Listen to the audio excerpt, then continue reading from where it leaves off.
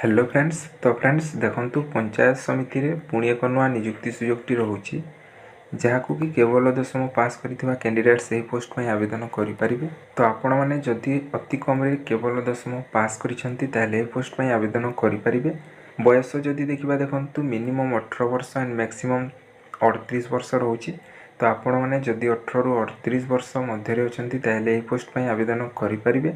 एठारे आपण मानकु कोनोसी प्रकार एग्जाम देबाकू पड़िबो नाही किंबा एप्लाय कला बेले आपण मानकु कोनोसी प्रकार एप्लिकेशन फी देबाकू पड़िबो नाही। आपण माने मागणारे एही पोस्ट को आवेदन करि परिबे एवं एही पोस्ट को ओडिसा रो सब जिल्लार प्रार्थी आवेदन करि परिबे।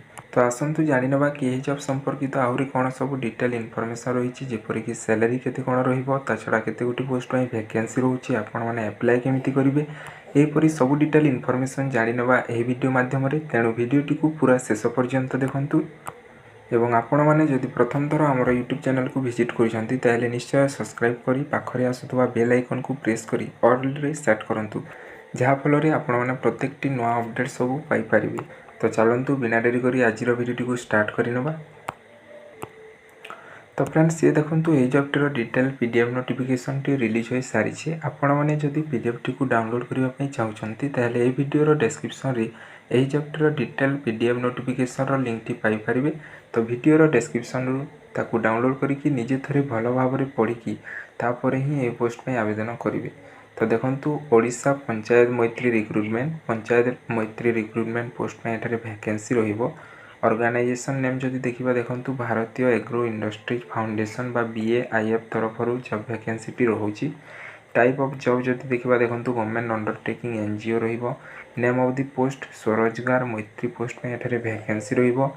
एप्लिकेशन मोड जदि देखिबा देखंतु ऑनलाइन रहउची। तो आपण माने ए पोस्ट को ऑनलाइन माध्यम रे आवेदन करि परिबे। हु कैन अप्लाई देखंतु ऑल ओडिशा कैंडिडेट्स ए पोस्ट में आवेदन करि परिबे। प्लेस ऑफ पोस्टिंग जदि देखिबा देखंतु ऑल ओडिशा रे कोनोसी भी डिस्ट्रिक्ट रे आपण मानकर पोस्टिंग टी रहि पारे। लास्ट डेट पर्यंत किछि मेंशन नाही। तो आपण माने जेते शीघ्र पारिबे ए पोस्ट को आवेदन करि दियंतु। जेंडर जदि देखिबा देखंतु both male and female candidates रहउछि। तो उभय पुरुष एवं महिला ए पोस्ट को आवेदन करि परिबे। नेक्स्ट देखंतु ओडिशा मैत्री रिक्रुटमेंट एलिजिबिलिटी क्राइटेरिया जहा कि मोस्ट इंपोर्टेंट एजुकेशनल क्वालिफिकेशन। जदि एजुकेशनल क्वालिफिकेशन देखिबा देखंतु एज पर Swarojgar Maitri recruitment 2025 official notification candidate must have completed 10th pass from a recognised board.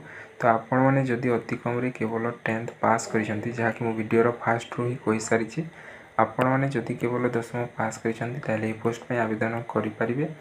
Next देखंतु एज लिमिट जहा कि मु या मध्ये वीडियो रो फास्ट रो ही कहि सारी छी। मिनिमम एज लिमिट देखंतु 18 इयर्स एंड मैक्सिमम 38 इयर्स रहउची। ता सहित आपण माने एठारे एज रिलैक्सेशन मध्ये देखिबा को पाई परिबे जहा कि गवर्नमेंट रूल अनुसार आपण माने जानि छंती। फॉर ओबीसी कैटेगरी रो कैंडिडेट्स मानक पई 3 वर्ष रो एज रिलैक्सेशन रहिताय। फॉर एसटी एससी पीडब्ल्यूडी कैंडिडेट्स मानक पई 5 वर्ष। फॉर एक्स सर्विसमैन पई 5 वर्ष। For PWD plus SC ST category candidates मानक पई 15 वर्ष रो एज रिलैक्सेशन मध्ये रहउची। ता छडा आपण माने जदि आउरी डिटेल इन्फॉर्मेशन पाइबा पई चाहउछंती ताले यार ऑफिशियल वेबसाइट को मध्ये विजिट करि परिबे। नेक्स्ट देखंतु सैलरी जदि देखिबा देखंतु 20,000 पर मंथ एठारे सैलरी रहिबो।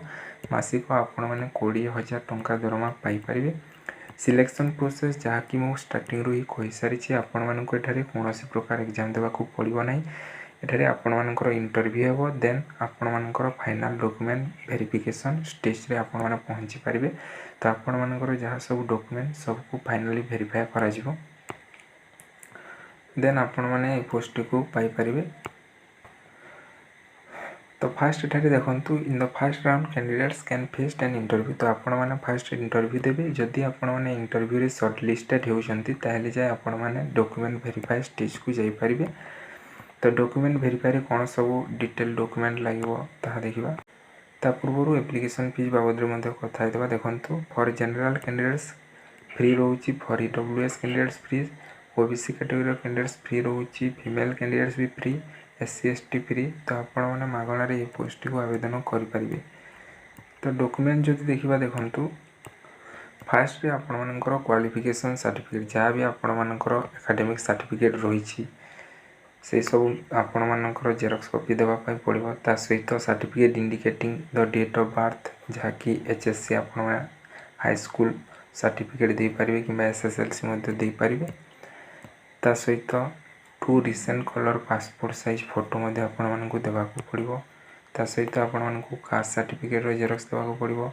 इफ एनी एक्सपीरियंस सर्टिफिकेट जदि आपण मानकर एक्सपीरियंस सर्टिफिकेट अछि ताले आपण माने दे पारिबे। देन रेसिडेंट सर्टिफिकेट मध्ये आपण मानकु देबाकू पड़ो। तो ये सब डॉक्यूमेंट आपण माने रेडी रखिबे जदि आपण माने शॉर्ट लिस्टेड होचंती इंटरव्यू रे। तो इंपोर्टेंट डेट जदि देखिबा देखंतु apply start date already started होई सारिछि एवं लास्ट डेट पर्यंत किछि मेंशन नाही। तो आपण माने जेते शीघ्र पारिबे ए पोस्ट में आवेदन करिनियंतु कहीं ना पंचायत लेवल जॉब रहिबो। ता छड़ा एठारे आपण मानकु कोनोसी प्रकार एग्जाम देबाकू मध्ये पड़िबो नाही। तो आपण माने इजीली ए जॉब टी पाई परिबे।